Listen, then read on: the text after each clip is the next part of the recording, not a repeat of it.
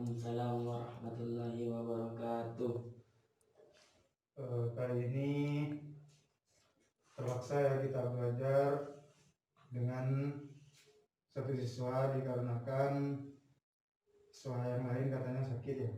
Ya, Jadi nggak apa-apa. Hari ini kita akan belajar tentang menerapkan instalasi sistem operasi.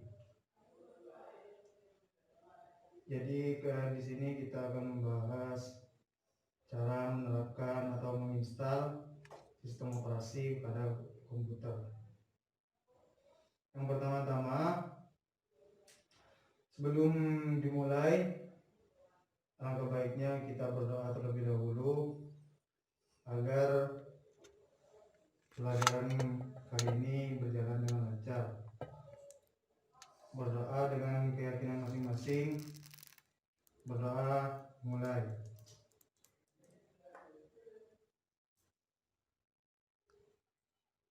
Selesai. Oke, jadi untuk pertama-tama, karena di sini belajar tentang instalasi sistem operasi, saya sedikit akan menjelaskan tentang apa itu sistem operasi. Jadi sistem operasi itu adalah perangkat lunak atau software yang berfungsi sebagai antarmuka dan pengatur semua sumber daya pada perangkat komputer. Jadi peran utama dari sistem operasi ini yaitu untuk apa? Untuk menghubungkan antara tiga komponen utama yang terdiri dari, yaitu yang pertama software, aplikasi-aplikasi dan program.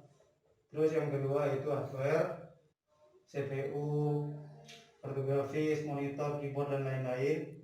Dan ketiga yaitu brainware atau yang disebut dengan pengguna atau manusia. Jadi sistem operasi itu terdiri dari tiga komponen. Ada software, hardware, dan brainware. Nah, untuk macam-macam sistem operasi itu ada banyak. Jadi yang perlu kita ketahui saja yaitu ada 5. Yang pertama itu DOS. Jadi DOS ini merupakan pendahulunya dari sistem operasi yang dimiliki oleh Microsoft saat ini. Jadi DOS ini adalah sistem operasi yang paling pertama. Terus yang kedua yaitu ada Windows. Jadi Windows ini merupakan sistem operasi terbesar yang ada saat ini di dunia. Windows ini banyak diadopsi untuk membantu mengakomodir kebutuhan sehari-hari. Kebanyakan dari komputer-komputer sekarang itu menggunakan Windows. Terus yang ketiga yaitu Linux. Sistem operasi ini memiliki sifat open source, di mana pengguna dapat memodifikasi dan mendistribusikan kembali secara bebas tanpa perlu lisensi. Jadi Linux ini operasi yang bisa dimodifikasi oleh pengguna karena menggunakan open source.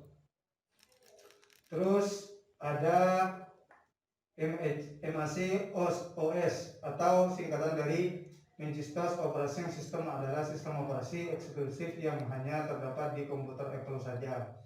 Jadi sistem operasi ini khusus hanya untuk pengguna Apple. Terus yang kelima yaitu ada Unix. Jadi di sini Unix di sini sama seperti DOS yang pertama tadi. Unix ini merupakan jenis sistem operasi komputer generasi lawas, generasi lama yang banyak digunakan hingga menjadi cikal bakal munculnya OS masa kini. Unix sendiri sudah mempunyai banyak versi yang bisa dipilih oleh pengguna. Jadi Unix tersebut banyak versinya, bisa penggunaannya sesuai dengan kebutuhan. Nah, untuk selanjutnya kita langsung ke intinya, yaitu proses atau prosedur instalasi sistem operasi. Di sini saya akan menjelaskan sistem operasi yang berbasis GUI. Di sini saya ada sedikit video pembuatan cara instalasi sistem operasi. Nanti silakan siswa menyimak video tersebut. Di sini adalah proses instalasi sistem operasi menggunakan Linux, menggunakan aplikasi VirtualBox. Jadi bahan apa saja yang perlu disediakan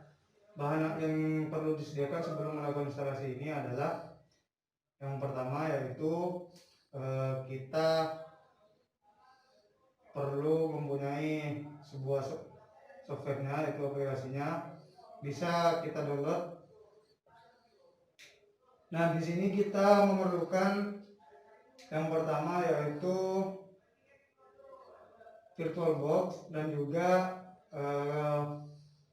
CD dari sistem operasinya. Kita menggunakan Debian. Dan ini juga tidak sembarangan dapat menginstal, perlu dicocokkan dengan komputer atau laptop kita. Misalkan di laptop kita 64 bit, kita download CD-nya juga 64 bit. Kalau yang 32 bit, menggunakan yang 32 bit. Langsung saja masuk ke prosesnya.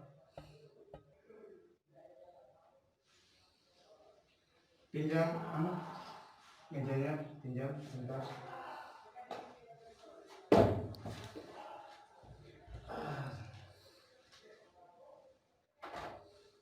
Dari sini biar siswanya juga melihat, saya akan sambil sedikit menjelaskan prosesnya bagaimana.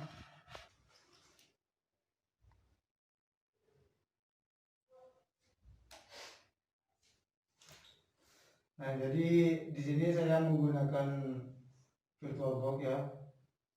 Debian. Di sini kita pertama-tama kita membuat baru, klik start, new ya, klik new. Nah, di sini kita kasih nama tersebut nanti akan tampil di sini. Di sini saya pernah menginstal dua. Saya kasih nama Debian Malik sama Debian Coba. Dan di sini saya kasih nama dengan Malika.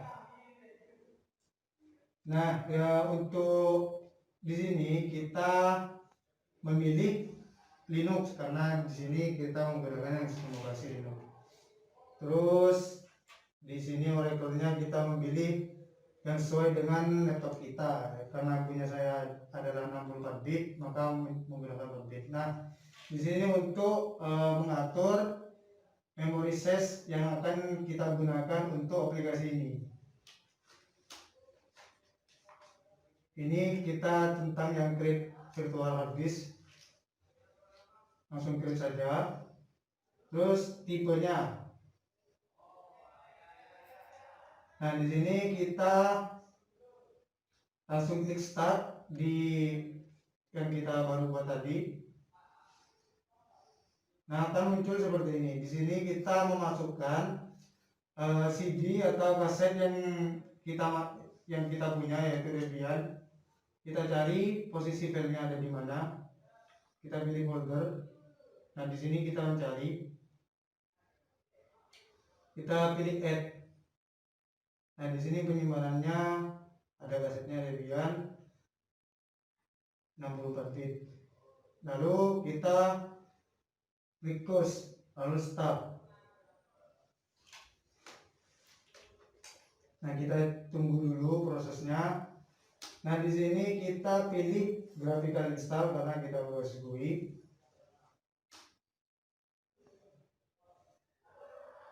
Nah, di sini kita tunggu dulu prosesnya, sedang dibaca. Kaset yang kita masukkan tadi sedang dibaca. Nah, di sini memilih bahasa.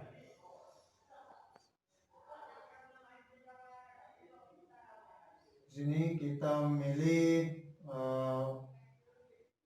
area.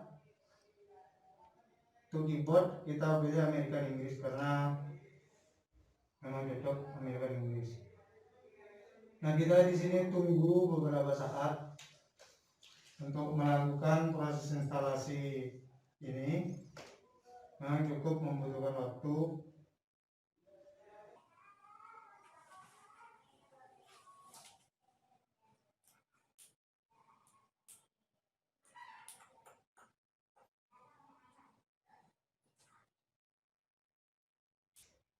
Nah, di sini kita akan disuruh diperintahkan memasukkan hostname. Hostname nanti ini akan muncul ketika kita masuk di aplikasi Debian-nya, memasukkan sintak-sintak. Kita perlu memberi nama, yaitu hostname bebas, kita kasih nama apa saja. Terus domain name-nya saya kasih ini ya dengan nama saya. Nah, di sini untuk root password. Nanti untuk passwordnya untuk login ketika mau masuk ke Debian-nya. Nah, di sini masukkan username akun, dan ini password user. Password user ini untuk login.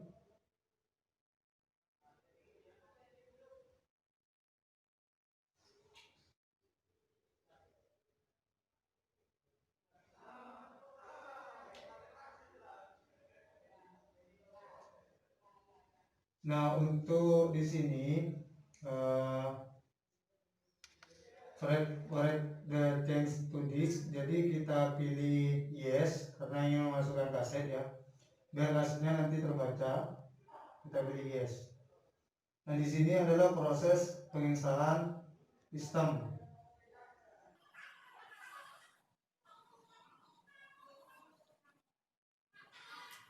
Jadi memang proses di sini lumayan lama, harus sabar.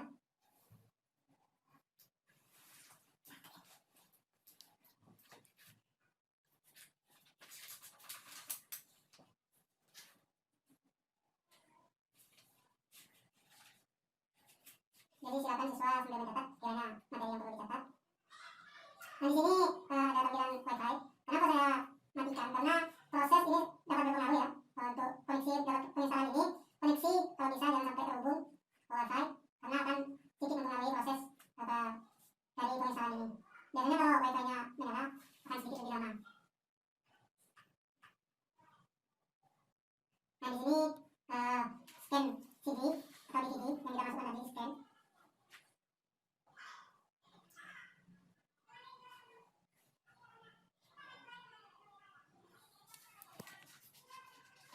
Seperti ini ya kalau proses penginstalasi lokasi itu memang agak sedikit lama. Biasanya tergantung dengan komputer atau laptop yang kita miliki. Kalau misalkan kapasitasnya besar, tergantung prosesor juga biasanya lebih cepat. Kalau komputer yang kita miliki itu bagus speknya.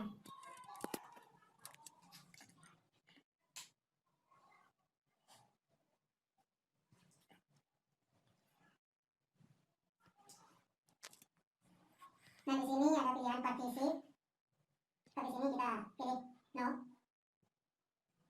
Nah, biasanya saya sering terjadi kesalahan dari pengalaman saya kemarin-kemarin. Di sini biasanya berpengaruh centang listnya di sini. Ini ada yang cocok biasanya di centang paling di atas sama yang bawah, cukup 2. Ada juga yang 3. Yang pilih print server. Kalau nggak salah yang mat yang ini ya, yang mata ini. Jadi centang 3, kalau punya saya itu 3 cocoknya. Di sini akan berpengaruh kalau saya centang, biasanya proses installnya itu akan gagal. Jadi di sini kita harus sangat hati-hati. Nah, di sini jika sudah keluar tampilan finish the installation, berarti installation complete, berarti installation yang proses instalasi yang kita masukkan tadi, CD-nya, baik itu centang-centangnya, pemilihannya itu sudah sukses dan sudah benar. Jadi ya mungkin cukup itu saja materi kali ini, kurang lebihnya mohon maaf. Saya akhiri. Wassalamualaikum warahmatullahi wabarakatuh. Waalaikumsalam.